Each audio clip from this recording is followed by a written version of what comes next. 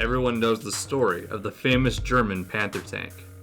When Germans began Operation Barbarossa on June 22, 1941, they expect the armored opposition of outdated T-26 and BT-7 tanks, but instead meet the world's most advanced armored vehicles at the time, the Soviet KV-1 and T-34.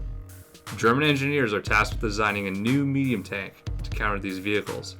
However, the Czech firm Škoda, under German occupation, also threw their hat into the ring to create a hammer to the T-34's nail. This is the story of the Czech Panther, Škoda T-25. Prior to and during Germany's occupation of Czechoslovakia, there were two major firms that produced tanks for the nation, Škoda and CIOS. CIOS produced the famous and versatile Panzer 35T and 38T, which was produced and used in various forms by the German army throughout World War II.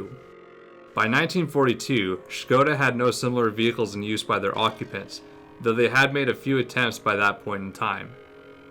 An opportunity would present itself to the firm by the end of 1941, as Operation Barbarossa brought unexpected surprises to the German army.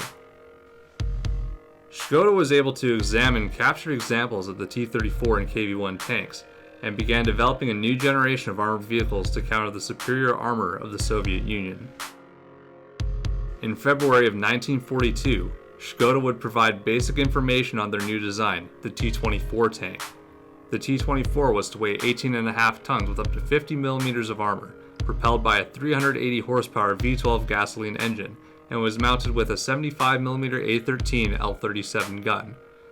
They were given permission to develop this tank further by the German Weapons Testing Office, the Waffenprüfungsamt, so long as they met key specifications: a short development time, ease of manufacturing, and a limited use of sparse resources. While Škoda worked on the T-24, they had begun development of a larger, more powerful vehicle named T-25. The T-25 was 23 tons, initially with a 450 horsepower V12 diesel engine and a powerful 7.5cm A-18 L-55 gun. This gun also had an automatic loading system and a drum magazine, capable of a fire rate of 15 rounds per minute. Conflicting sources claimed the T-25's armor maximized at either 50 or 60 millimeters at the front, and the vehicle would have had a maximum speed of 60 kilometers an hour. With the characteristics of exceedingly good firepower, armor, and mobility, the T-25 would have been one of the most impressive designs of its time. By July of 1942, a wooden mock-up of the T-25 would be presented by Škoda, and by September of 1942, Škoda was ordered to cease development of the preceding T-24. By this point in development, T-25 was to have a crew of 4, with the driver and radio man in the front of the hull, and the commander and gunner in the turret. The turret was to have a 1700mm turret ring, and had an ammo rack in the rear bustle. The power plant now consisted of an air-cooled 450 horsepower gasoline engine with a 45 or 50 horsepower auxiliary motor. Sources also made conflicting claims on whether the vehicle had a front or rear mounted transmission, but examining the blueprints and general layout of the vehicle indicate a rear transmission, as there is no visible drive shaft passing through the vehicle to the front crew compartment. The vehicle was to carry 60 rounds of ammunition for the main gun, and the suspension contained 6 pairs of 70cm rubber-lined road wheels that did not require return rollers, all mounted on 12 torsion bars running 460mm wide tracks. This all sounds pretty good, but how did it compare to the VK3002s? As we can see, the vehicle is noticeably smaller than the vehicles developed by MAN and Daimler Benz. While these vehicles both weighed 35 tons at this stage, they also were expected to have top speeds of 55 and 57 km per hour respectively. They also housed the new Rheinmetall 7.5cm KWK-42 L70 gun, which was slightly superior to the Czech gun ballistically.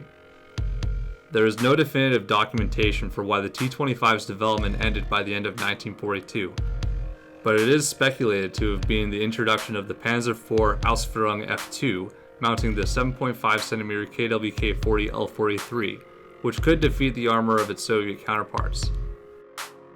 As we saw before too, the competing German VK3002 designs had more room for growth, which is more than just a figurative term.